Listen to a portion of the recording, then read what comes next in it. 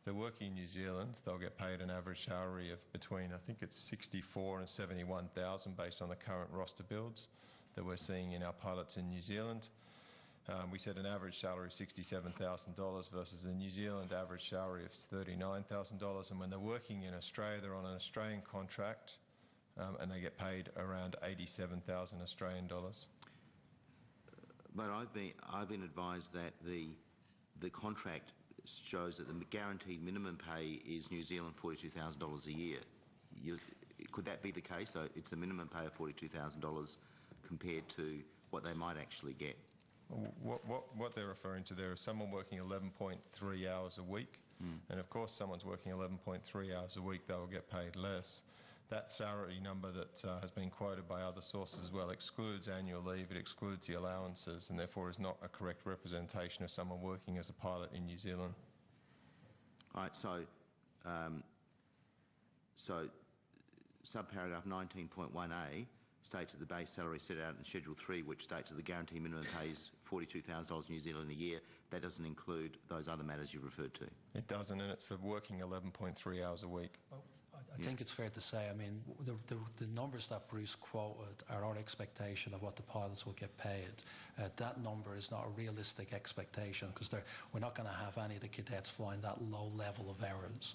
So it's a difference between what's the minimum level in the contract and the full expectations of what the pilots are going to wear. But the minimum level in the contract, it could be. You have minimum levels, so the minimum levels could be $42,000 a year. So you can see, So I understand, but let's put it in perspective, into context. I just want to ask about these cadets. Where are they now? These 4 cadets that were referred to in the media. 4 cadets are in Australia now. And are they working for Jetstar? They've just might get Mark Rhineflesh to comment on exactly where they are. They're currently based on the east coast of Australia. They're currently transferring from the New Zealand arrangements under a leave without pay basis onto the Australian contract. So they're not being paid at the moment? They are being paid at the moment. Oh, sorry, leave with pay, did you? No, they're in the process of transferring over from the New Zealand arrangements to the leave without pay arrangement when they'll be then paid on the Australian. So they won't be prejudiced in the longer term in terms of their careers with Jetstar. Can you just explain this to me? They're on New Zealand contracts at the moment, is that right? They joined the organisation, they were given roles in New Zealand on New Zealand contracts, which is where we ultimately want them to be flying. Yeah. They've come across, so they don't miss a pay period, so there's no misconception here. When they're not in a hiatus where they're put on the bench and they're not getting paid for a period of time.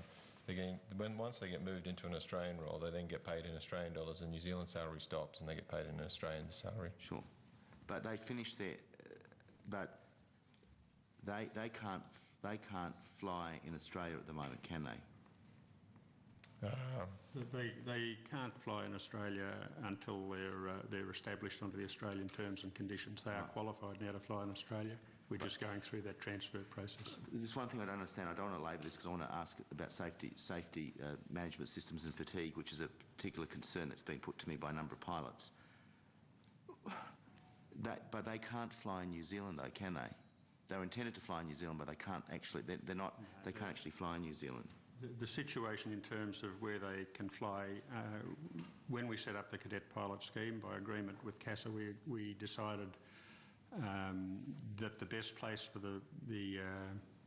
for all the cadets to get their initial qualifications and experience was with the group of pilots that fly around the east coast of Australia. It gives them the greatest exposure to different routes and the exposure to the most experienced captains. So we agreed that they would be based in that area. That doesn't preclude them from flying within New Zealand. It's a matter of it's really a matter of keeping a close eye on them.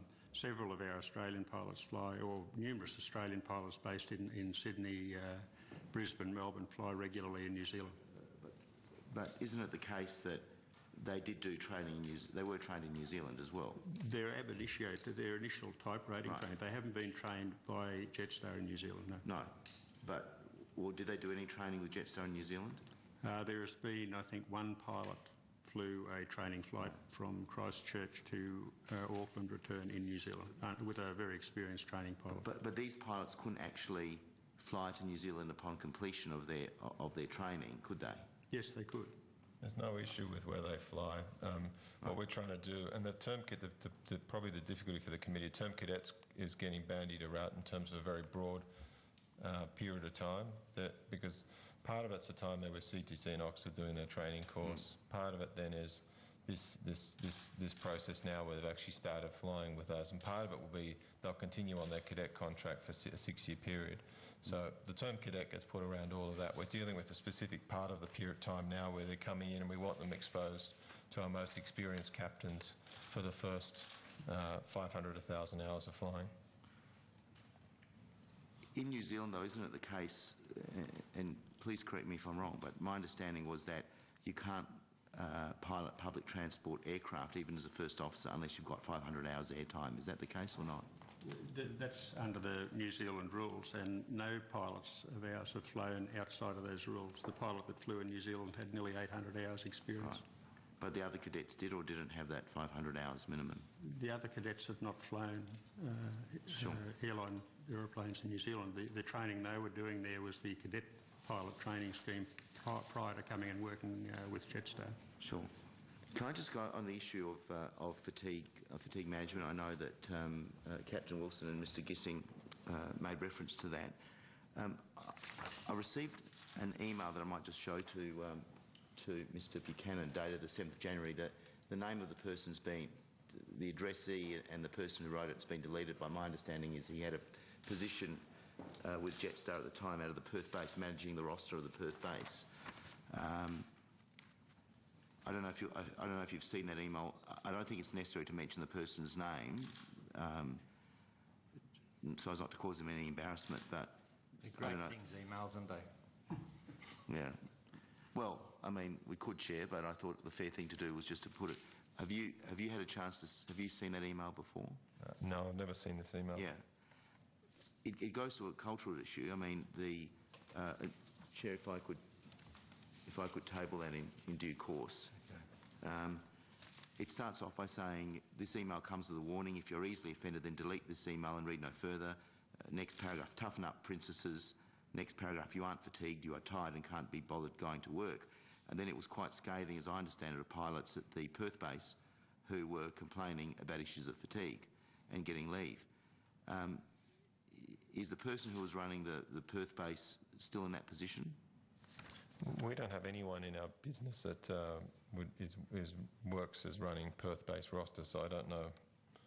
I'd have to investigate and find out where this came from. Do you have a pilot that's that is in charge, or is a senior pilot for that base, in terms of the way you structure things? Mark? Yes, we do, and that structure has changed late last year, but we have a pilot who's responsible for overseeing the Perth operation and the management of pilots in Perth.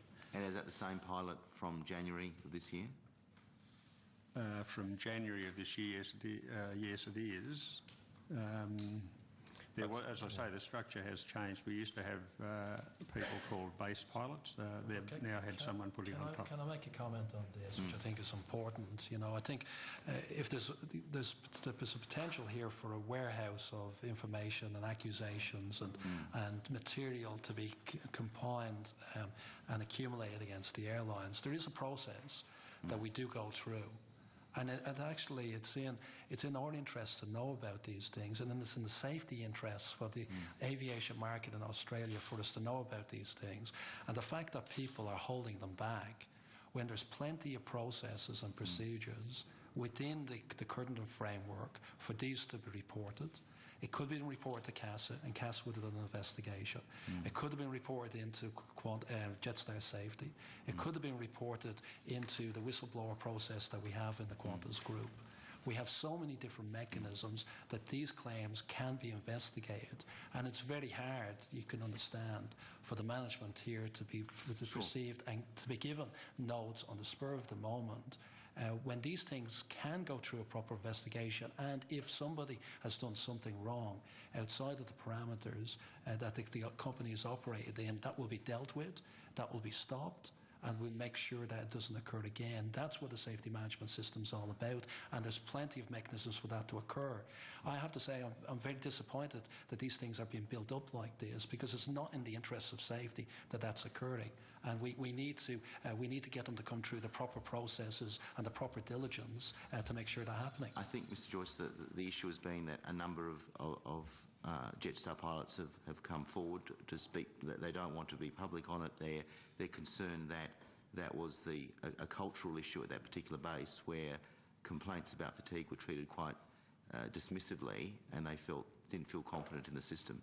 And I think, as I said... And you can understand that concern, I can understand, and we are communicating it all the time. There is plenty of opportunities, if there is concerns about this, for them to express it in different ways. The PricewaterhouseCoopers whistleblower system, for example, is completely independent. CASA could have been told about this and would have done an investigation on it. But what's worrying us as well, and the note we haven't read out, very clearly shows on the record for us that there's misinformation, misleading information that's out there, and that misleading information is being used to make accusations and claims about the organisation and Jetstar, and it's clearly wrong from what we've seen. And what worries me is that unless we go through the proper due diligence process, the proper investigation process of all of these, they could be in the same category. And you can understand my suspicion after reading this note from one of our pilots about an issue that was raised here in the committee, and this pilot says it was not true and he was misrepresented to this committee. No, this is a separate issue, though. Yeah, but that's my point is all of these should follow that process that we have there, because it will be properly investigated and the material will be looked at, and if there's something wrong, it will be fixed. But have there been complaints about the roster, about the Perth-Singapore roster, or the Darwin-Singapore roster, for instance? I think it's fair to say, like, the Darwin-Singapore is a good example where there's been no fatigue issues raised. No fatigue issues, you say? No fatigue issues on that particular roster pattern.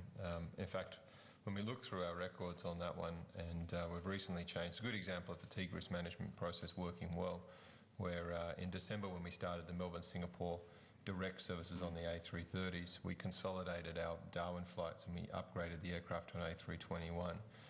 That then resulted in, because of the larger aircraft, we were exceeding our own duty time limitations on the Darwin-Singapore sector and a number of sectors we were finding in January. The guys through the Airline Safety Committee put a number of actions in place in January. The number went down to a smaller number in February, more than halved the problem.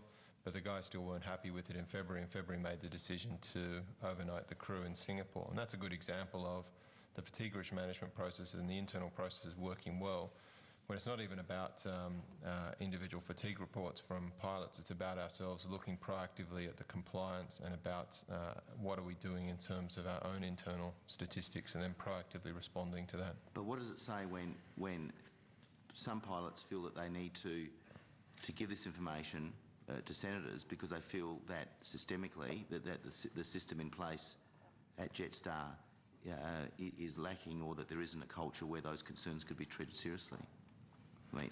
I think if you look at all the evidence of what's actually happening inside Jetstar, you look at the responses, you look at what the proactive things that have been done on rosters, what's happening, for instance, on the SEQ base in last year, what's happened in terms of our building up of the fatigue risk management process, what we've done on the Singapore Darwin services, any of the evidence you look at where we're finding issues in our business, we're proactively resolving them. And we get thousands and thousands of reports. We have one of the highest reporting rates across the group in Jetstar. And so I don't see any evidence either on that basis or on external audits. We've had 12 major external audits in the last 12 years, and all the evidence suggests from them that our business is actually... And we'll go to the issue of CASA as well in a moment, but you've said there haven't been any complaints about the Darwin-Singapore flights, but on the 26th of March, what's that, just a few days ago, did the Jetstar Pilot Committee representative meet with the Chief Pilot in management, and that for the JQ5758 Darwin-Singapore return flights, the Jetstar Pilot Committee has been successful after lobbying CASA and the company in reverting this to an overnight in Singapore. That's incorrect. The decision was made in February through the Airline Safety Committee meeting in February. All right, but there will be a change.